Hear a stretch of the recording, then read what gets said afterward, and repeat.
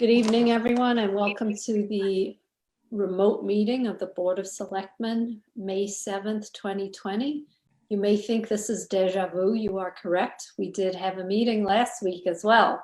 I was a little bit, when the calendar reminder popped up, I got a little surprised.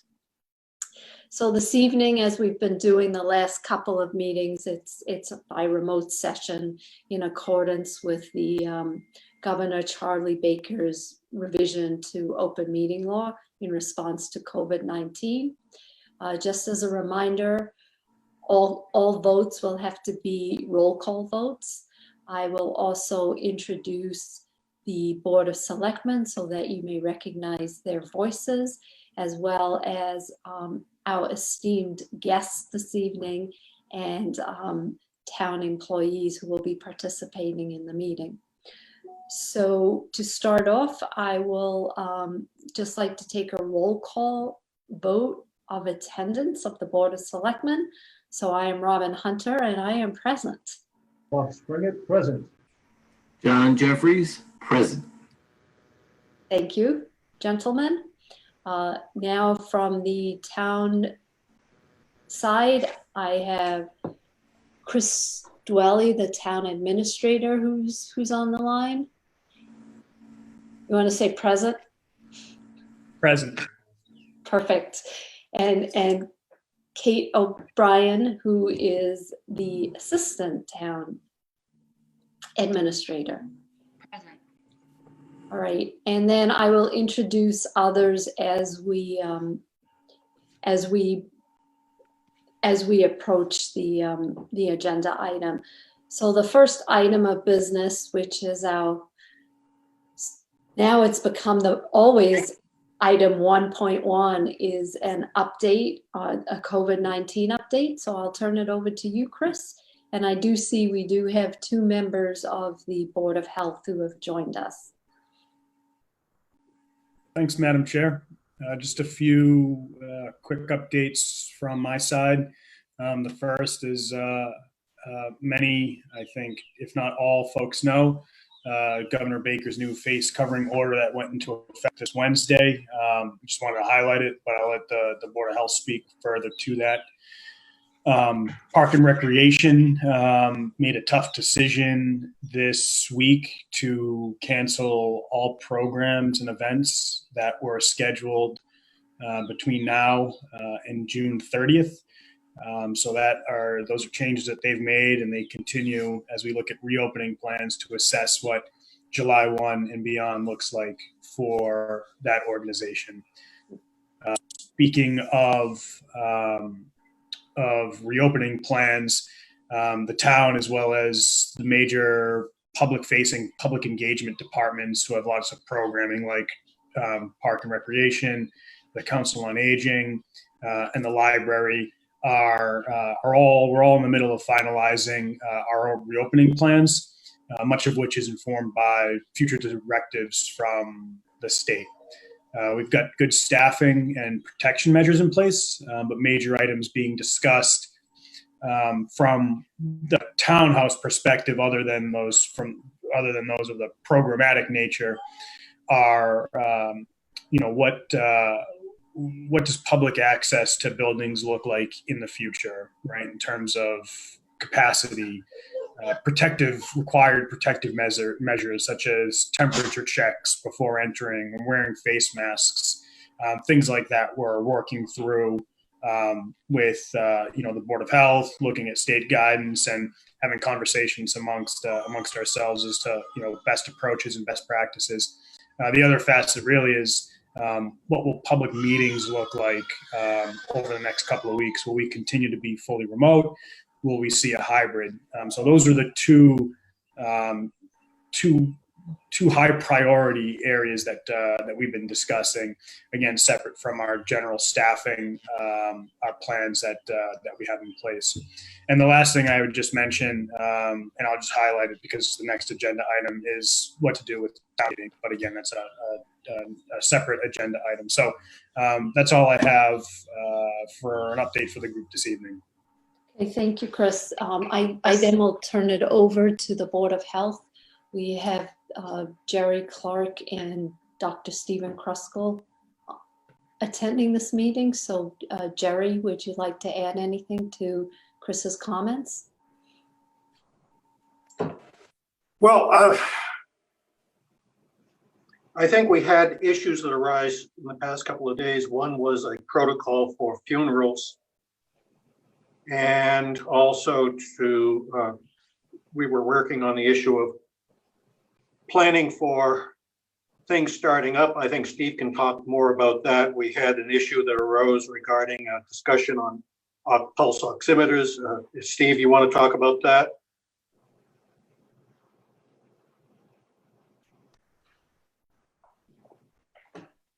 Steve, you're muted. You're muted. There you go. You hear me? We can. Okay. We plan to present a draft to the task force tomorrow regarding our stance on the use of pulse oximeters. And this has been carefully crafted after checking scientific information, and hopefully there'll be a brisk discussion at the task force regarding that.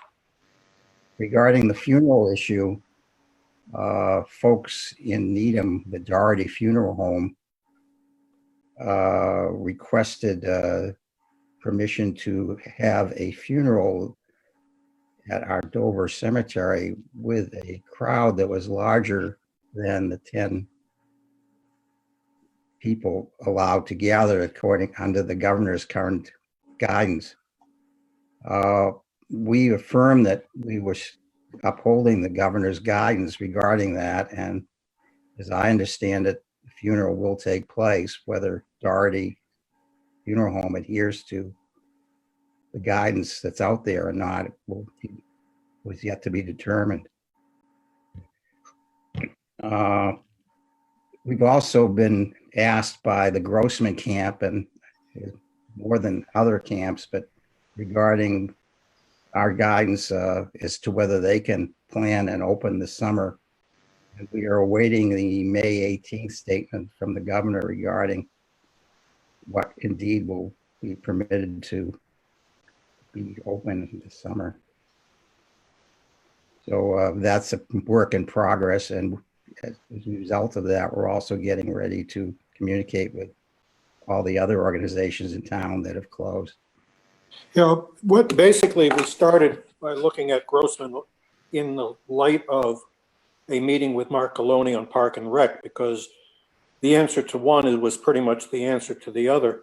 But now of course it expands to, if you're not aware of it, last year we permitted 13 camps alone in the Hale Reservation area, not including Powysset Farm running theirs and a bunch of others. So it's not a simple number of individual, and we want to be consistent with all of them. There's one more item I've circulated to. I know Bob Springett as the liaison is aware. This is partly Board of Health, but not partly beyond that. We have two deadlines that are coming up related to funded activities. One was the Municipal Vulnerability Preparedness report. Strange how this pandemic was downplayed in the list and didn't make the top 5. I guess in retrospect, that may have been a mistake, but the fact is the state has now sent us a demand that we come up with a method for finalizing and the report, which had intended to include a public meeting of it, and that's got to be resolved somehow. But in a comparable matter, and this the town has some control over, the Article 14 2018 town meeting that established and funded the hydrology study called for a report back to the town with the release of the hydrology study. Both of those were being scheduled when this all hit the fan, and would have been and were intended to be public meetings, public hearings, either in late March or early April, so as not to conflict with town meeting, but to be at that time period when people would be paying attention. Obviously, that didn't happen. as I say, the town meeting Article 1, the town has it in its control to give relief for waiting for that meeting or just waive the hearing. It's up to you. I would like to have the hearing. I think it's necessary to get the results out to the public. But on the former one, that's been extended a few weeks, but we do need to come up with a methodology and show that to the state. Okay, thank you. Mr. Springett? So going last on this COVID-19 update is really an advantage because between Chris and Jerry, we covered most of the points. So I would just like to say that. We have Kay here as well. She's we have Kay here. trying to speak too. Sort of from an ongoing perspective, making sure that we have Palisade Street in hand is important. You know, we have a lot of people coming to visit on the weekends. We have people going to the transfer station, and we have 2 successful weeks of controlling at least the traffic on the street. It looked like most people were behaving reasonably well. In terms of the transfer station, there still is occasionally some congestion, and we asked Craig to take a look, and he's supposed to report back. We're gonna run it the same way this weekend as we did last. We're gonna take a look and see if there's other things that we need to do to ensure that people adhere to the social distancing and mask protocols. Tomorrow, at the task force meeting, in addition to the townhouse plans for working on plans for recovery, I'm also going to ask that we also start to focus on town organizations, other boards and commissions who have been dormant, et cetera, in order to get them into the flow. And then finally, I have on my list initiatives and projects that have been in limbo since early in the year, and they do include the hydrology study. They do include the MVP process in it, and also what's going on with Hale Reservation. So that also has to be start to be discussed about how and if and when we move forward with some of those activities. And then as I was jotting down notes for tomorrow's meeting, it occurred to me that the process of reopening is going to be a slow, deliberate, cautious program, and it's likely to run. And don't anybody chisel this into granite, but it's probably going to run May through August. And then I think that the next step for the Preparedness Task Force would be to sort of think carefully about how we would take the various processes and reporting mechanisms that we've put in place and at least be prepared for the, quote, second wave of infection that may occur in the fall. And that would be something that we would have to sort of be diligent about from at least the September timeframe until probably through a year.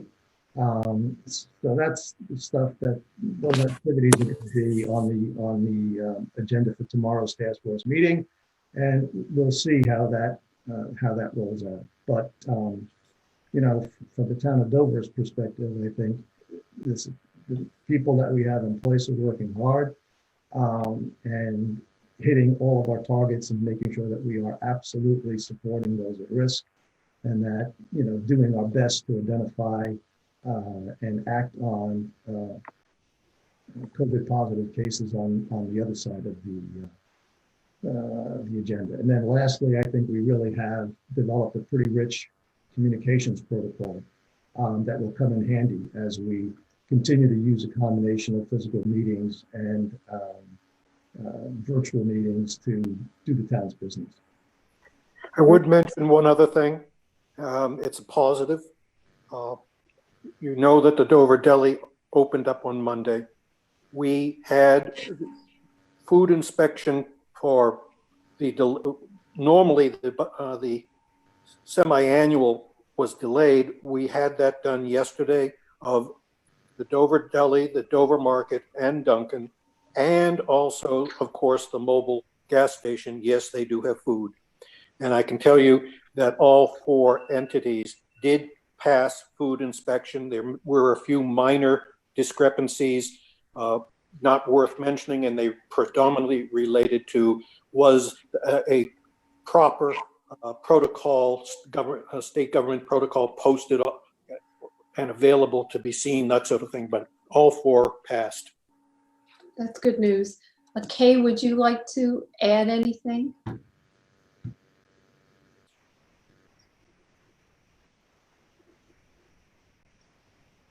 Sorry, I was muted. I don't have anything to add. I Okay, think that thank Steve you. and Jerry covered it. All right, thank you very much.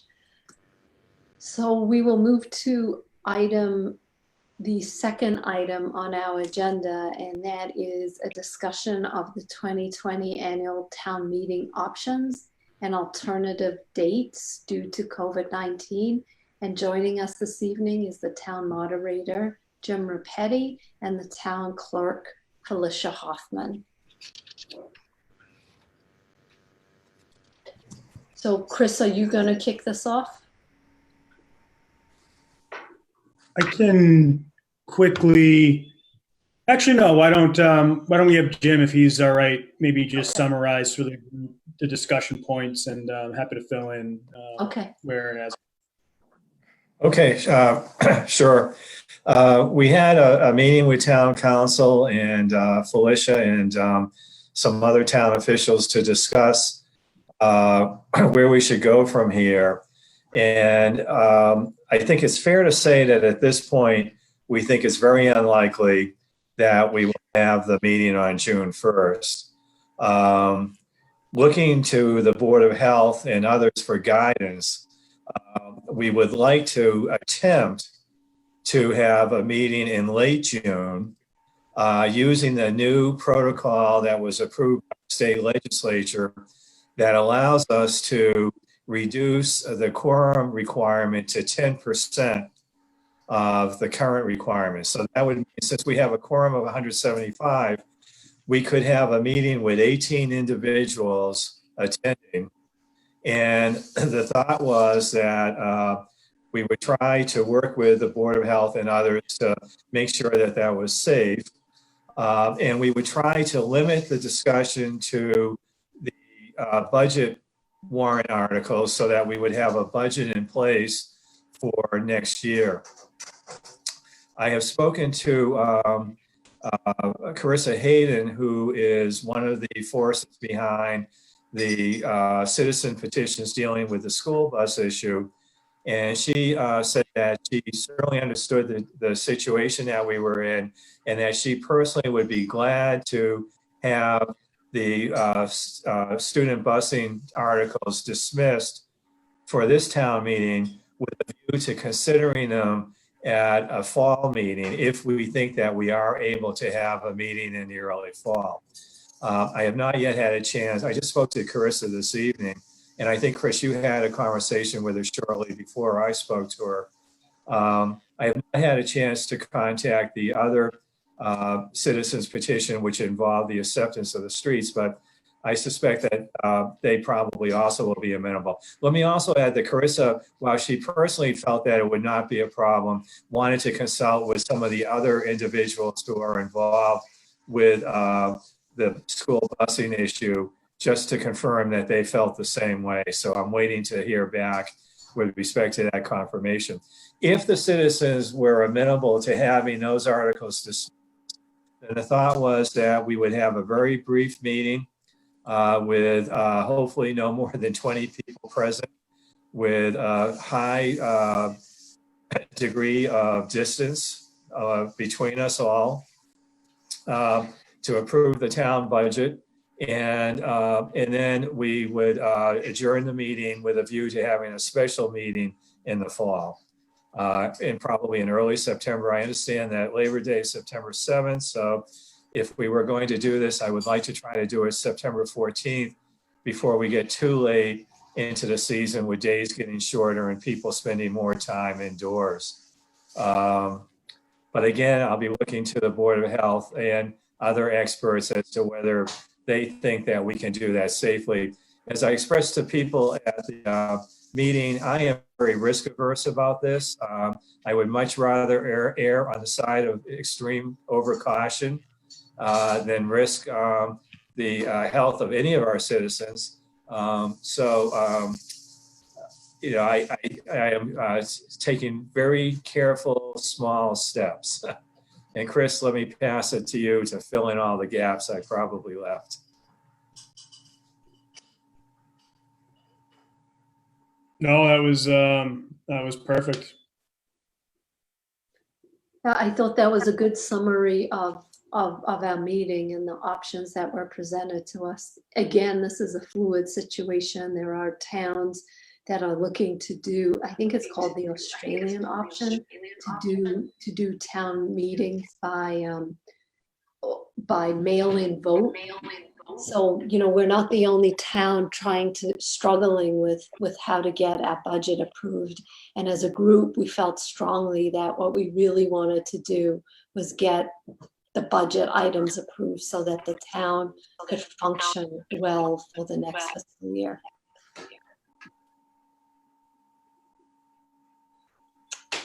Yes, Mr. Rapetti. On that point, town council, Robin referred to the possibility of having a vote by mail. Town council told us that the legislature is considering a new act that would allow towns to hold meeting by Zoom, where there would be discussion of warrant articles online, and then people could vote by mail. And we have started to have some discussion among us, but I think it's fair to say that people that I have had a chance to speak to since our meeting the other day think that this is worth exploring further, because it would allow us to also deal with some of the other issues. For example, one concern, if we do have the meeting in late June and hope that we'll only have 20 people attend so that we barely meet the quorum requirement and we're able, hopefully, to protect the health of everybody who does attend, there's no guarantee that there might be a lot more people who would attend. And we can't ban people from attending that we've called a public meeting. So it would be really nice if the state would allow another alternative approach for having a meeting that would approve our budget, do it through Zoom or some other Google Meet or some other vehicle, then have people vote by mail. That would be, I think, a very safe alternative. And Chris, I don't know if you've had a chance to talk to Nina anymore since our meeting just the other day. Probably not, but maybe, is there anything else, any further developments about that? Or maybe Robin has heard if there are any further developments with respect to that matter. I have not heard anything directly from Nina other than her response via email to all of us. But I agree that is an option that's worth exploring as we get more information of and figure out logistically how we might make it work. But I think at a minimum, the takeaway from the meeting we had was to do everything we possibly could to ensure that we could get the budget approved for the next fiscal year. The town on that note, and if I may, Madam Chair, Rep. Garlick's on, and I think she'd like to speak to some of the things that are being done at the legislature.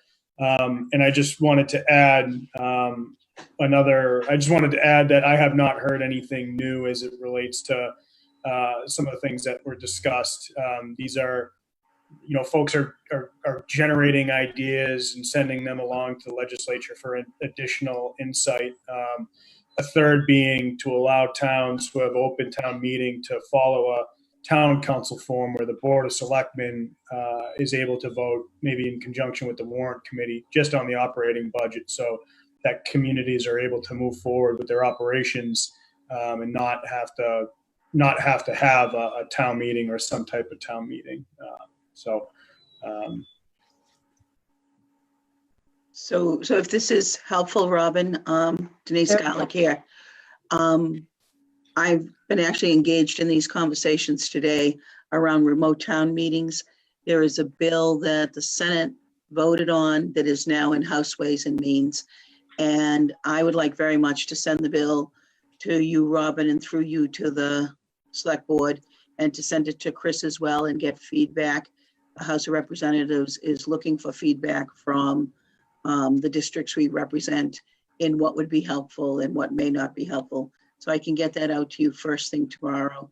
But everyone understands you need this in a timely manner. Okay, We'll do that. really appreciate it. Absolutely. Good to see everyone tonight. Nice to see you too. Felicia, would you like to add anything to this conversation? Because ultimately, you're the one that has to make whatever we decide on work. Well, that's true. I think that we should continue to explore every avenue that we can come up with. Some are going to go by the wayside. It doesn't hurt to investigate. We'll find out, as time goes along, whether it's safe to have a meeting in June or if we can explore another option. But I don't think it hurts anything, and I think we're all trying to find a way to make all this work for everybody one way or another. But it would appear that we're going to end up with 2 town meetings. But at least we've got some options to look at, and that's about it for now. Right, I completely agree. And the decision has been made to go ahead with the election on June 15th, correct? Absolutely correct. I'm investigating and getting ready to buy all kinds of sneeze guards and all kinds of protective gear so that we can keep people safe. And we've already got information out on the website and in other social media so that we're pushing absentee/early voting, no fault absentee voting is what we're calling it, so that we can ensure as many people who want to can vote, but they don't have to feel that they are compelled to come into the townhouse. I think we're all still a little bit concerned about how that would work. But we're going to make it happen, and it will be fine. Well, thank you. I like that optimism, Felicia. Right. The bottom line is we're going to make it work, whatever it is. So thank you. The next item on our agenda is to execute the 2020 annual town election warrant. And is that you, Chris?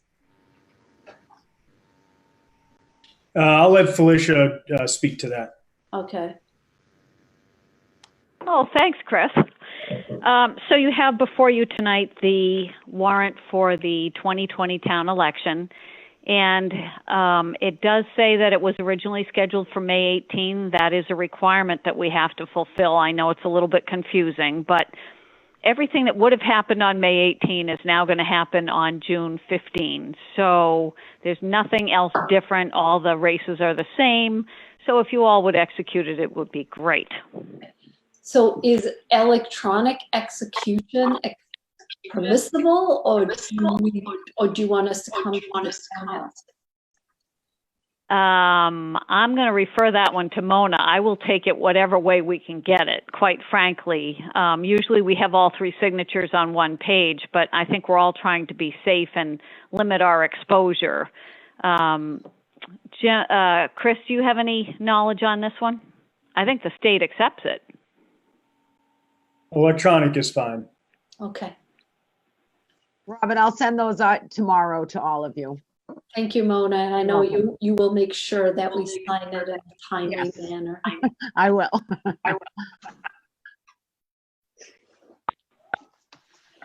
All right. So the next item on the agenda, and it has your name on it, Chris, is the vote of first refusal of the Chapter 61A property on Dedham Street.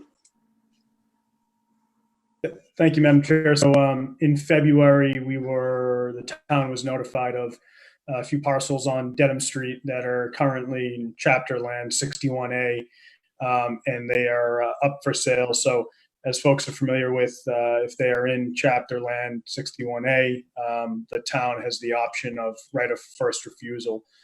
So we went through the process to disseminate the information about the parcels to our typical stakeholder groups, Open Space Committee, the DLCT, the Planning Board, and other entities for their review and input, which is in your packet this evening. All of those entities, the Planning Board, Conservation Commission, Open Space, and the Doverland Conservation Trust have all submitted their recommendation that the town not move forward with exercising our option to purchase these parcels.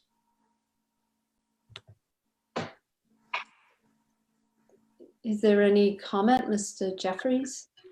Madam Chair, as Mr. Dwelly said, that Open Space and all the other committees that I've spoken to are all unanimous behind this. And I could tell you Open Space discussed it at length through the last 3 meetings since we were informed.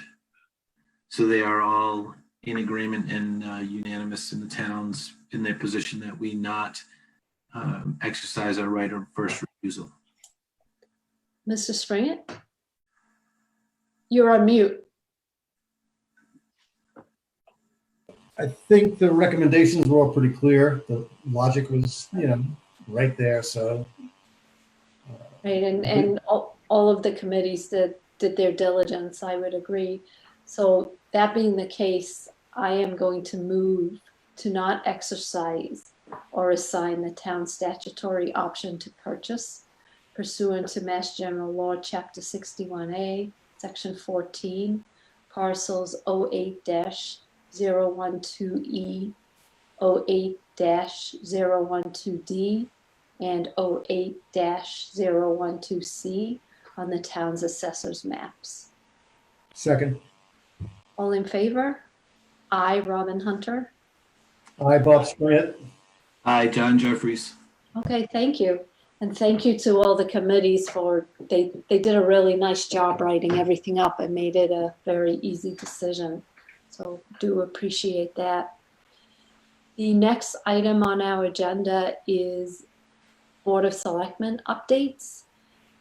Since our last meeting, I do not personally have any updates, so I will see if, John, do you have any updates you'd like to share? Nothing from Open Space, Madam Chair. I would like just to ask for, as you think through these items tomorrow with the task force and the Board of Health and the governor's directives, specifically as they pertain to, as Bob referred to it as the opening, the beginning of the opening. What I would like to really think through and make sure that we don't have a conflict where a lot of the places that are under our jurisdiction for licensing, such as Hale and Elm Bank, Poisson, that come to us for licenses as they go to the Board of Health for licenses to gather. There are a lot of brides that are having showers and weddings and families that are having gatherings this summer. It is critically important for us to be mindful of these events that take place in Dover in the summer. And we really, as Jim Rapetti said earlier, we have to be prudent. We have to be very careful. We have to do it consistently. And I just also think that we're blessed with the ability to have lots of open space. And I think we should really take every consideration that we can to have these venues be able to operate for the town, for the people who have been looking forward to using them, and be consistent in how we view all of our responsibilities for the opening and for the ability for these folks to get back to work. So that's just something I think we're all mindful of. We all probably want the same thing. I think we've all expressed the same opinions.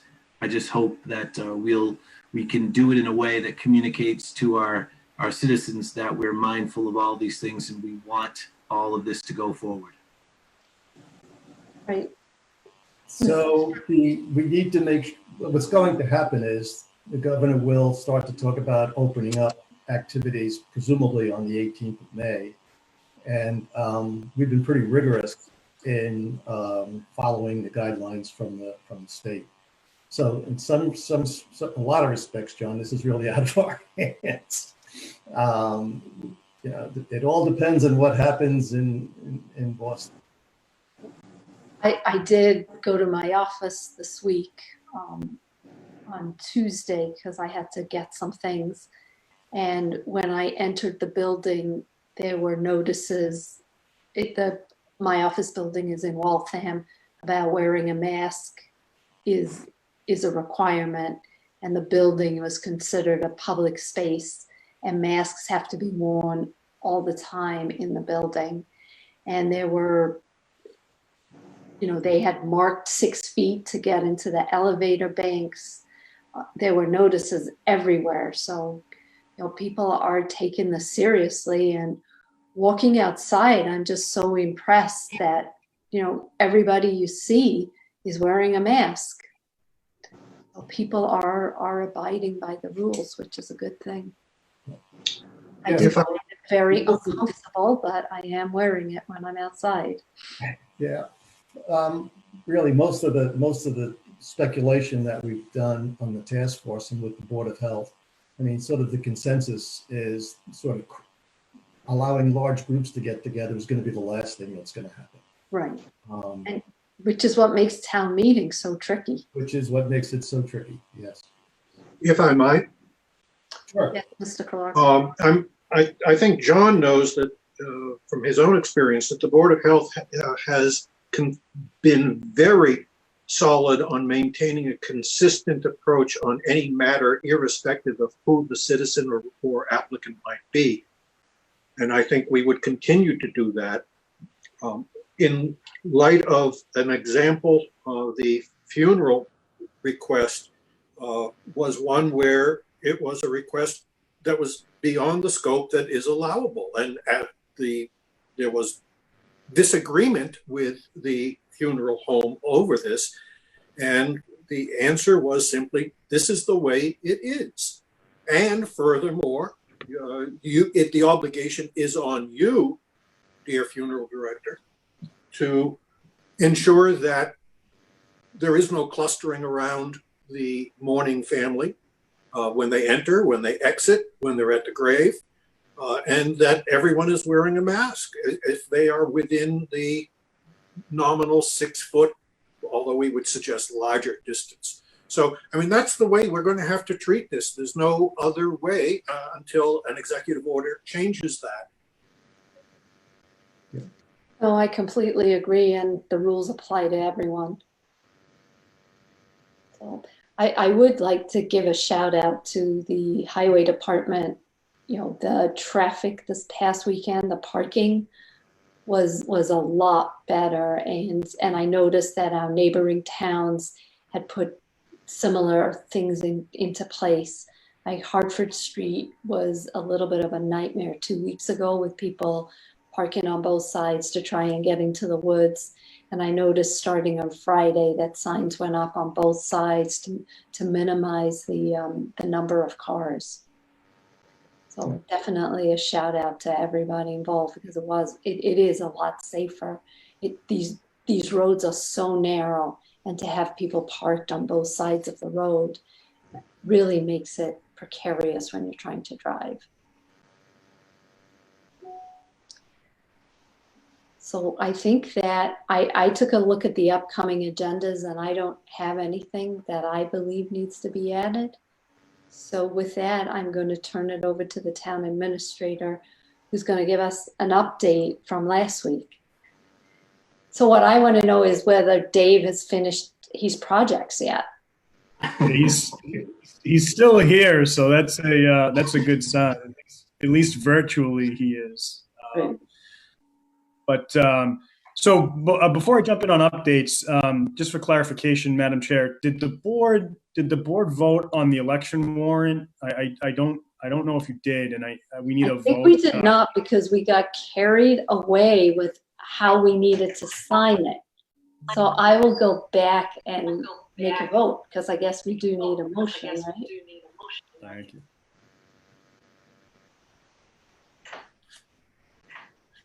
So I will move to approve and execute the town election warrant. Second. I, Robin Hunter. I, Bob Springett. Hi, John Jeffries. Okay, thank you. Thank you. Mr. Springett? So before we go on with Chris's update, relative to the meeting of 5/21, I think there are a couple of things that I would like to ask be included on that agenda. And one has to do with the discussion around the Colonial water contract that I think is coming up for renewal in June. And the second is I think there's an outstanding contract issue that we probably need to go into executive session about. So I'll just You are mention. correct. I'll just mention that and you guys, we can figure it out. Well, there is an executive session already scheduled on May 21st. For the May 21st. Okay.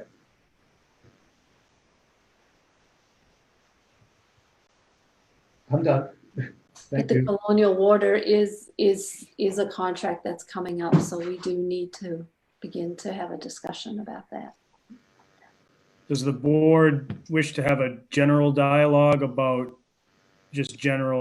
dates or would you prefer to have an executive session to discuss particular items as it relates to the contract negotiation? How detailed would you like to have a conversation? Regarding the Colonial. Correct. So I think it would be really helpful if maybe we could get the contract sent out to us again, and perhaps if we have a review of the contract and the terms of the contract, because I think it would be good information for the public to hear. And then following that meeting, we probably need to go into executive session to discuss some of the terms of the contract. Sounds good. So I'm sorry, Rob, I just want to clarify. So I agree. I think that it'd be good to refresh everybody's memory about the issues around Colonial. And we could do that on the 21st. And then would you suggest going to talk about on the 21st or on the first meeting? That sounds good. Okay.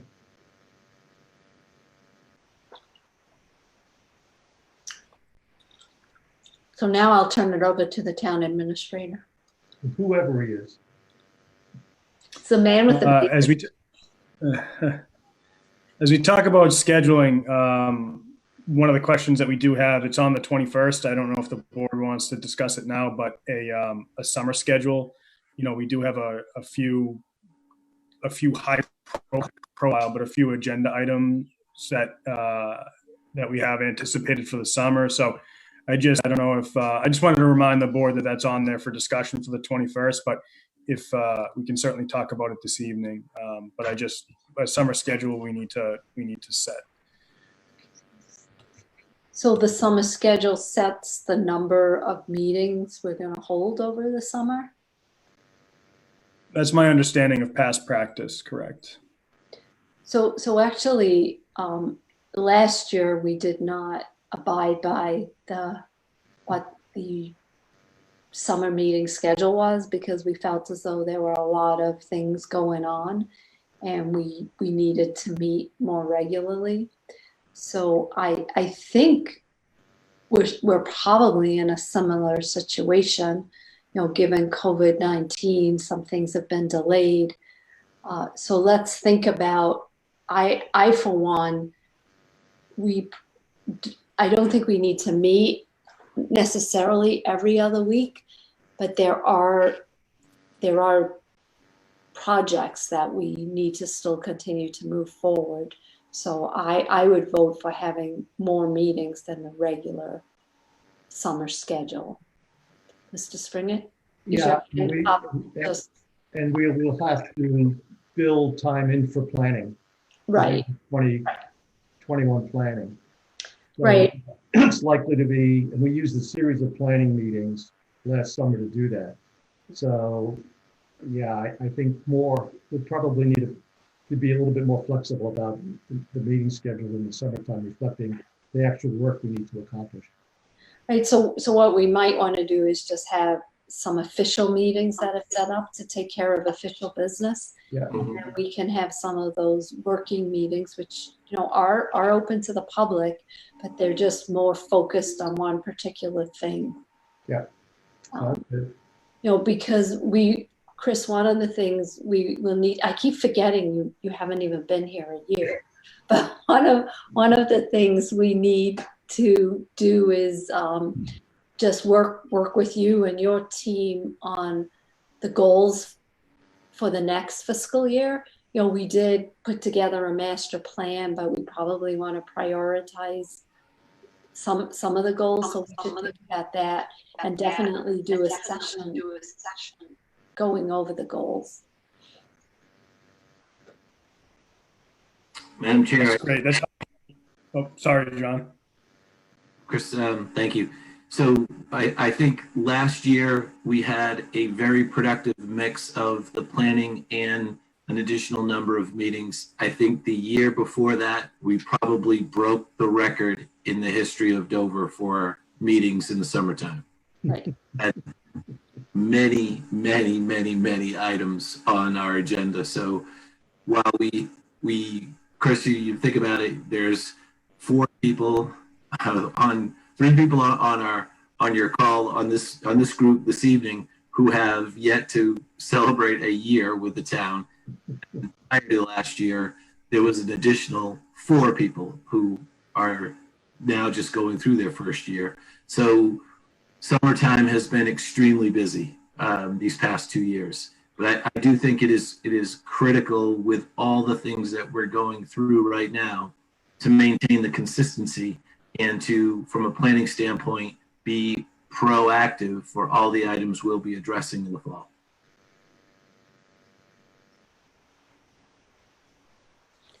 Thank you, John.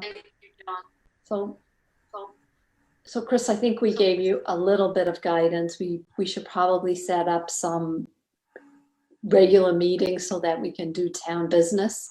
And I leave it up to you and Kate and Mona to decide, what dates are best to set those meetings. And then we will have planning or working meetings as well to move the projects forward that we have. Yep. No, it's all fantastic feedback, and we'll come prepared to the next meeting on the 21st with a proposed schedule for the board to consider and finalize. So thank you. A few quick things in terms of updates for the group.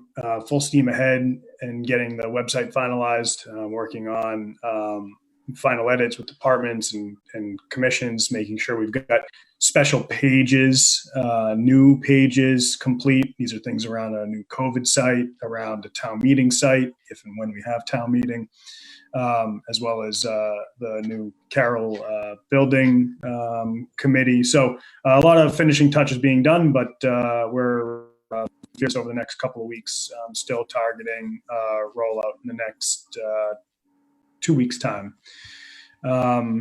Collier's, our OPM firm, is officially on board, and Ford Spalding, I see him on the call or here in the meeting this evening.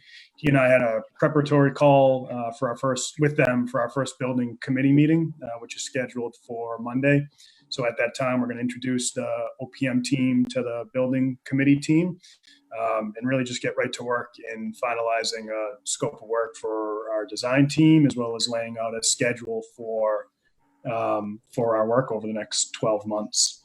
And then just the last piece I'd mention is that I'm working on a comprehensive year-end review for the board of all that the town has accomplished over the past year, as well as the status of all of our existing work and special projects that are out there. So prepare to have that finalized and we'll target the first meeting in June for that. But we'll slide that. We'll put that into the proposed schedule for the board's input and dialogue at the next meeting. But that's all I have in terms of updates this evening. Well, thank you. And it's just as my dog is starting to chew his bone, which I was told on a work call, it's very distracting. So I think that this concludes our meeting for this evening. So Mr. Jeffries? Madam Chair, one thing, I just want to make sure I beat Bob to this, to wish everyone a happy Mother's Day. Thank you, Mr. Jeffries. John, you're gonna pay for that one.